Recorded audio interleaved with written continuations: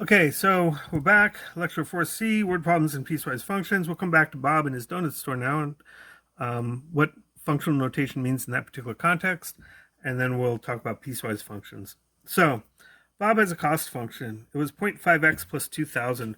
The slope, $0.5 per donut, right? The 0.5x was his variable cost.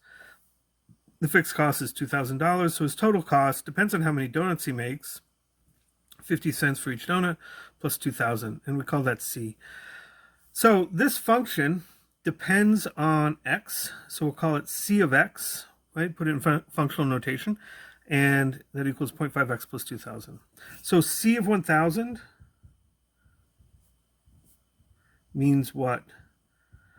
Well, C stands for cost, and the 1,000 is an x value, right? We plugged in x equals 1,000 as an x value. So C of 1,000 is the cost of 1,000 donuts. How much does it cost him to make 1,000 donuts? Right? But that's what that notation means. How many donuts? What's the cost of it? And you plug that in there and you calculate it. And C of 1,000 would be 0.5 times 1,000 plus 2,000,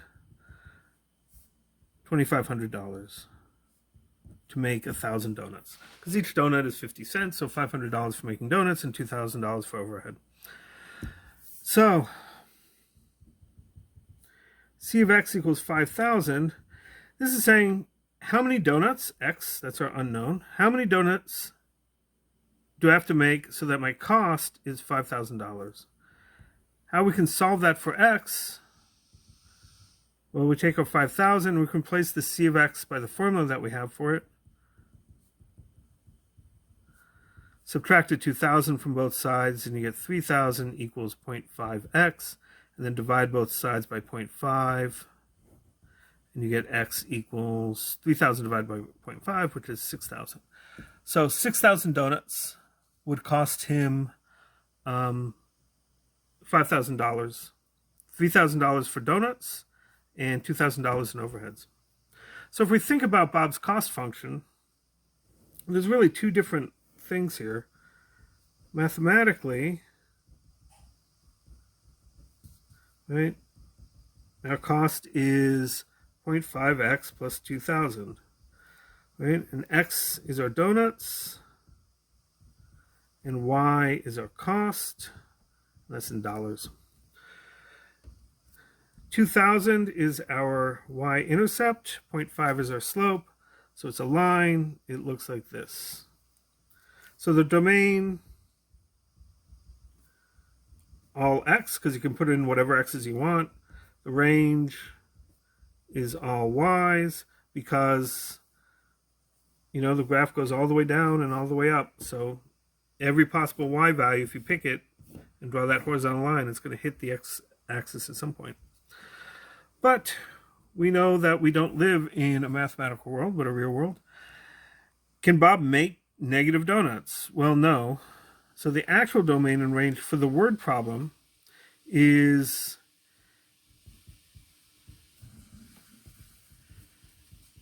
x has to be greater than or equal to 0. You have to make at least 0 donuts. You can't make negative 5 donuts. So if we're graphing this, here's our donuts. There's my y-intercept. We'd actually graph it out like this. And this is y, this is cost in dollars. So my domain would be x greater than or equal to 0, or if we were doing this in interval notation, 0, infinity. Close bracket tells me I'm using 0, but I never actually get to infinity. Infinity always has a parentheses. What's the range? What's the least amount of money that he can spend? Well, the range, the bottom part is 2,000. So y has to be greater than or equal to 2,000, or we could write that as 2,000 to infinity. He has to pay $2,000 in costs, regardless of how many donuts he makes. So in word problems, often there are domains and ranges that are restricted because the word problem has constraints on it. if you're making donuts, you can't make negative donuts, so domain starts at 0. If we wanted to get really technical about it, technically he can only make 1, 2, 3, 4, 5 donuts, so it should just be a bunch of points, right? You can't really make, pi donuts, right? Or 11/13 of a donut. So technically it really should just be a bunch of points where the integers are, but we usually just draw the line because that's just a lot easier. It's a little nitpicky to just draw in little points. So in word problems, you often see there'll be an implicit restriction on the domain because everything has to be positive. So far what we've done in this course is all of our functions that we've seen have been y equals f of x, where there's only one expression for f of x. But you can use more than one expression. You could string together a bunch of them if you wanted. And these are called piecewise functions. So here's a function. I'm going to define it by these 3 rules. And then I'm going to start calculating, plotting some points, right? So for x equals minus 2, what is y? For x equals minus 2, use the first rule, because minus 2 is between minus 3 and minus 1, right? Minus 2 fits in this equation, doesn't fit in that because it's bigger than minus 1 is bigger. It's less than minus 1 is less than 2. So y equals minus 2 squared minus 4, which is 0. So if x equals minus 2, the point we get there is 0. If x equals 0, well, x equals 0 fits the middle one. It's between minus 1 and 2. So we use the second formula. And that's an easy one. It's just y equals 2. It doesn't really matter what x is. So that's that point. That's how you calculate if x is 0, what's y. And finally, if x is 3, we use the third formula, because 3 is between 2 and 5. We get y equals 3 minus 6, which is minus 3. So x equals 3, we get minus 3. What about if x equals 2? Which formula do you use? Well, 2 is an endpoint. You could use this one, or you could use that one. This is one that's got the less than or equal, though. So for 2 less than or equal to x, and if x is 2, that means we use this one. So we use third formula, y equals 2 minus 6, which is minus 4. So when x is 2, we've got that point. Great. So we've got a bunch of points. The problem is we can't just string them together with one graph because we actually have 3 different formulas. And we have to be a little careful about where we use them.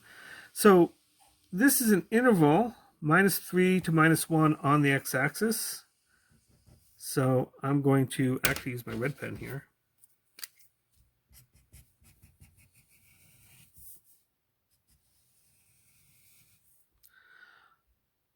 For these x's, you graph y equals x squared minus 4, from minus 3 to minus 1. For x's from minus 1 to 2, so from minus 1 to 2, that's these x's. And so here you graph y equals 2. And then from x's from 2 to 5, that's here to here, we use the third formula, y equals x minus 6. X minus 6. Great, so how do we draw this? Well, I'm going to set up a little table. X, y. Starting at x equals minus 3, going to x equals minus 1, we have to use this formula. So we'll need minus 3 and minus 1. But we use this formula to calculate y. Minus 3 squared minus 4 is 9 minus 4, which is 5. Minus 1 squared is 1. 1 minus 4 is minus 3. So I have a point minus 3, 5. That's up here. And I have a point minus 1, minus 3.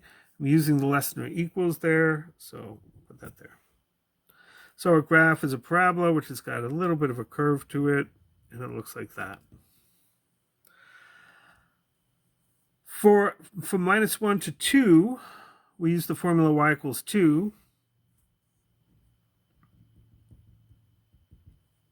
So from -1 to 2, well, y equals 2. That's all there is.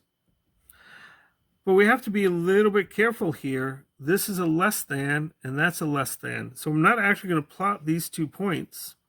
I'm going to just plot an open circle there and connect them with a line. So there's y equals 2. Why do I want the open circle there? Well, this is a vertical line, and it can only go through the graph at one point. That's the point it goes through, so it can't go through this point. So this has got to be a hole. Right? And we know that the graph goes through this point. We calculated that here. No, here. Right? So the graph can't go through that point. So for whenever there's a less than, we use there's a hole. So the third part is from 2 to 5, using the third rule. If we use the third rule, we get 2 minus 6. That's -4. We already calculated that. If we use 5 in this formula, we get -1. -5 is -1 there. We have an open circle there because it's a less than. And there's our line. And so that is our function. What's the domain? Oh, I haven't given myself a lot of space, but we'll put it up here. Domain. Leftmost x is -3. Rightmost x is 5, except we're not actually using 5. So the domain will include -3, but not include 5. What about the range? The bottommost point of the graph has y coordinate -4, and that's included in the graph, so we put a -4 there. The top has a 5, and we're including that. So the range is from -4 to 5. And there is how to draw a piecewise function. And they come up surprisingly often, right? Before we come up with that, piecewise functions have their own notation. So this is how I wrote it out, right? 3 rules. For particular x's, use this formula. Particular x's, use this formula. For particular x's, use this formula. Usually you'll see it written like this. For these x's, use that formula. For these x's, use that formula. For these x's, use that formula. So it's written a little bit backwards. So piecewise functions do show up in a lot of places. Bob charges $1.19 for his donuts, but if you would buy a $29 donut pass, a monthly donut pass, you can buy donuts at 69 cents for each donut. So what's the function that tells you the lowest amount to pay for donuts? Every time you do a word problem, think about what you're being asked to do. We want the function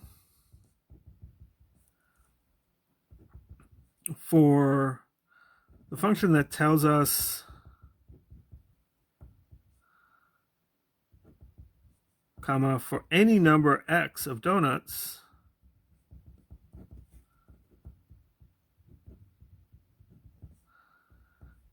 how much it costs. The cheapest, God, my handwriting is terrible sometimes. The cheapest deal is. And so if you look at the graph without the pass, right? If this is cost and this is number of donuts, the cost without the pass is cheaper up until here.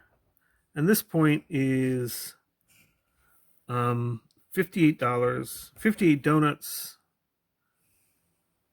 cost $69.02. So up to 58 donuts, it's cheaper to buy them one by one without the pass.